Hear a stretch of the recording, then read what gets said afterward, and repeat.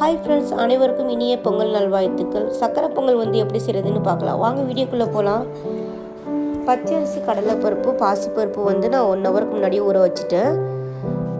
So Pongal செய்கிறதுக்கு முன்னாடி வெல்லத்தை வந்து பாகு காய்ச்சிடலாம்.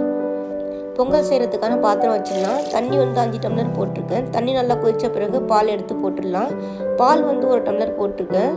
பால் நல்லா பொங்கி வருது பாருங்கள் ஃப்ரெண்ட்ஸ். ஸோ பால் வந்து நல்லா பொங்கி வந்த பிறகு அரிசி, பாசிப்பருப்பு, கடலைப்பருப்பு ஊற வச்சுருக்கோம், அதை எடுத்து போட்டுடலாம். ஸோ சக்கரை பொங்கல் வந்து எப்படி இருக்குன்னு உங்கள் ஃபீட்பேக்கை கமெண்ட்ஸில் சொல்லுங்கள் ஃப்ரெண்ட்ஸ். ஸோ சக்கரை பொங்கல் மாதிரி நம்ம வாழ்க்கை ரொம்ப இனிமையாக இருக்கணும்னு நம்ம இறைவன்கிட்ட வந்து வேண்டிக்கலாம். வெள்ளைப்பாக்கு வந்து வடிகட்டிட்டு பொங்கலில் சேர்த்துடலாம்.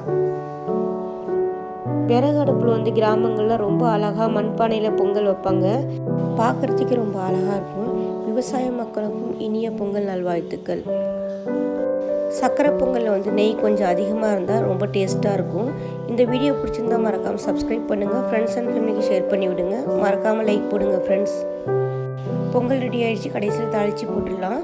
2 டேபிள் ஸ்பூன் நெய் விட்ட பிறகு முந்திரி பருப்பு, திராட்சை, கிராம்பு வந்து தாளித்து போட்டுருங்க. பிஞ்ச் அளவு சால்ட்டு போட்டுக்குங்க. ஏலக்காய் தூள் வந்து ஆட் பண்ணிக்கோங்க. மண் சட்டியில் வந்து வாழை இலை போட்ட பிறகு பொங்கல் சூடாக போட்டுடலாம். ரொம்ப டேஸ்ட்டாக இருக்கும் ஃப்ரெண்ட்ஸ். கண்டிப்பாக நீங்கள் செஞ்சு பாருங்கள். இன்னொரு வீடியோவில் பார்க்கலாம். பாய்.